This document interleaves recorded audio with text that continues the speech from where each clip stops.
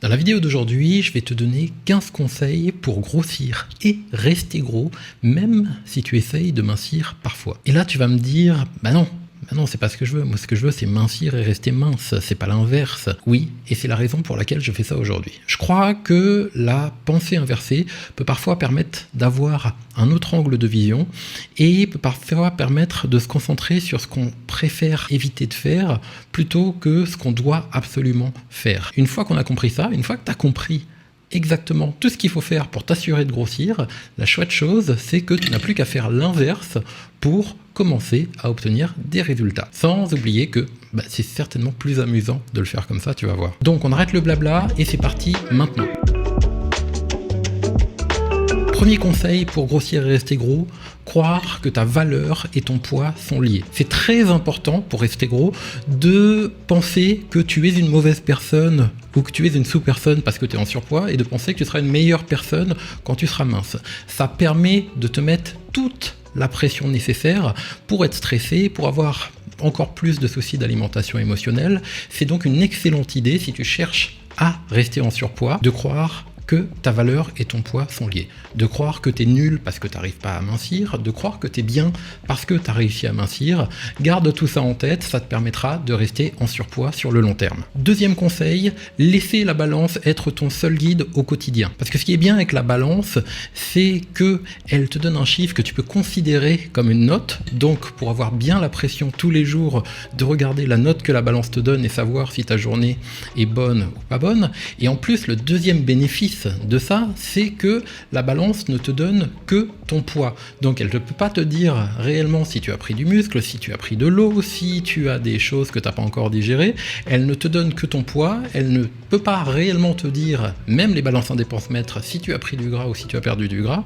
Donc c'est parfait pour avoir la pression et pour se mettre la pression avec des faux chiffres. Conseil numéro 3, essayez de mincir en faisant tout parfaitement, puis arrêter et recommencer le cycle encore et encore. Essayer de mincir en faisant tout parfaitement, ça va t'assurer que tu te mets une pression pas possible, ce qui va te garantir que tu vas arrêter ça le plus tôt possible pour le bon effet yo-yo qu'on aime tous, qui nous permet de mincir un petit peu, prendre un peu plus, mincir un petit peu, prendre un peu plus, et qui va te garantir une prise de poids constante sur la durée. Ce qui nous amène au conseil numéro 4, n'essaye de mincir qu'en faisant uniquement des choses que tu n'aimes pas faire, en rajoutant plein d'aliments que tu n'aimes pas, en rajoutant plein d'exercices que tu n'aimes pas. De la même manière, ça va te garantir que tu vas craquer le plus vite possible pour une reprise de poids maximale le plus rapidement possible. Dans la même lignée, conseil numéro 5, éliminer le maximum d'aliments que tu aimes manger. Ça va t'assurer d'être le plus misérable possible pendant ton court essai de perte de poids et comme pour les conseils précédents, ça va t'assurer un craquage le plus rapide possible et un abandon le plus rapide possible pour pouvoir continuer à prendre du poids tranquillement comme on le souhaite. Le conseil numéro 6, il est un petit peu plus subtil. C'est de croire que les calories n'ont aucune importance et de croire ça sans nuance. Parce que si tu cherches à grossir, c'est super important d'ignorer complètement la science de ces 100 dernières années sur comment mincir et c'est super important d'ignorer complètement le fait qu'il est prouvé encore et encore, même si bien évidemment il y a beaucoup de nuances à cela, que globalement moins de calories égale plus de perte de poids. Donc tu veux grossir et rester gros, oublie tout ça, dis-toi que c'est la faute de la viande, dis-toi que c'est la faute des glucides, dis-toi que c'est la faute des produits laitiers et n'accorde aucune importance aux calories du tout, ça va grandement t'aider. 7e conseil, si tu veux grossir et rester gros,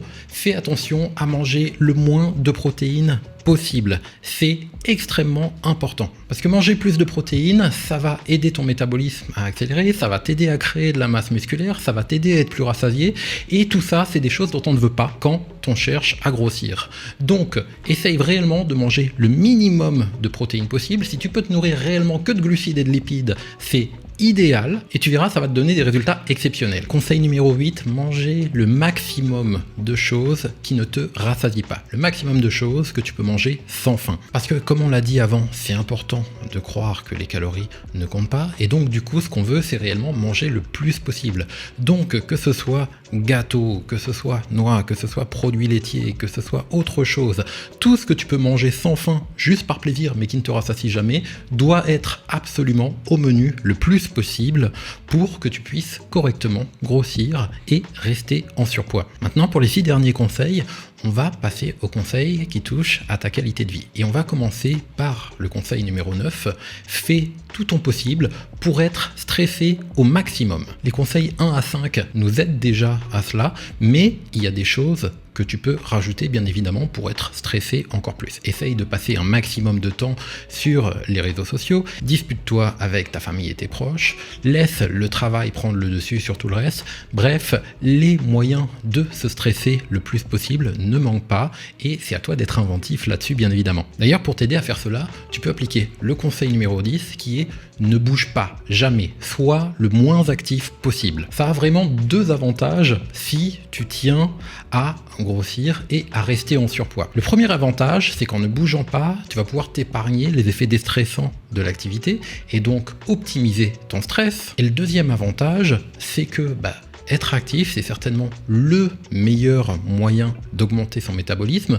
Et ça, si on cherche à prendre du poids, c'est pas ce qu'on veut. On veut que notre métabolisme soit le plus bas possible pour que chaque chose qu'on mange puisse venir directement se poser sur les hanches et sur les fesses et nous permettre de grossir petit à petit. Donc on dit non à l'activité, on évite les balades en famille, on évite d'aller danser, on évite d'aller faire des choses qui nous font plaisir mais qui se font en extérieur. Le canapé et Netflix vont être tes meilleurs amis. Mais après il y a des gens pour qui c'est vraiment difficile de ne pas bouger du tout et donc dans ce cas-là on a le conseil numéro 11, à savoir que si tu bouges, compte toutes les calories dépensées pour ton activité grâce à une montre, grâce à ton portable, grâce aux machines à la salle, quoi que ce soit, et ajoute-les bien toutes à ta journée pour t'assurer de ne pas avoir faim. Celui-là, c'est vraiment le conseil qui aide encore plus qu'on ne le croit, parce qu'il est important de comprendre que tous les compteurs de calories, que ce soit ta montre, que ce soit ton téléphone, que ce soit les compteurs qu'il y a sur les machines à la salle, sont mal calibrés pour te donner un petit boost d'ego, plutôt que pour te dire réellement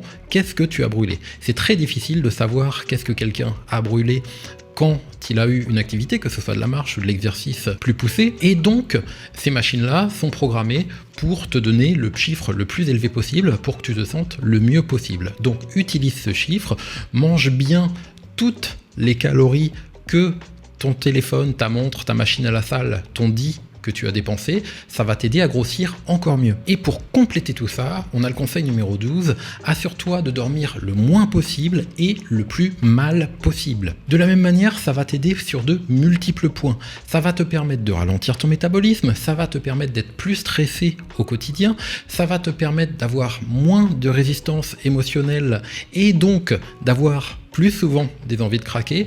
Bref, c'est l'arme ultime si tu cherches réellement à grossir et à rester gros sur le long terme. Conseil numéro 13, il est très important aussi de blâmer tes circonstances. D'être parfaitement convaincu que tu ne peux pas mincir à cause de la ménopause, à cause de ta thyroïde, à cause de certaines addictions alimentaires. C'est très important de te croire complètement impuissant. Ça va te permettre de complètement ignorer le fait que bien évidemment certaines personnes arrivent à mincir avec des soucis de thyroïde, avec la ménopause, avec des addictions alimentaires, et parce que tu continueras à croire que c'est complètement impossible, ça va t'aider sur le long terme à prendre du poids et à garder ce surpoids. Conseil numéro 14, évite l'inconfort à tout prix. Tu es confortable à faire uniquement ce que tu as l'habitude de faire, et ce que tu as l'habitude de faire, c'est ce qui t'a amené jusqu'ici. Donc c'est très important de ne rien changer jamais, de continuer à faire pareil comme avant, parce que si tu cherches à prendre du poids, ce qui t'a amené à prendre du poids jusqu'ici sera évidemment ce qui t'aidera à prendre du poids dans le futur.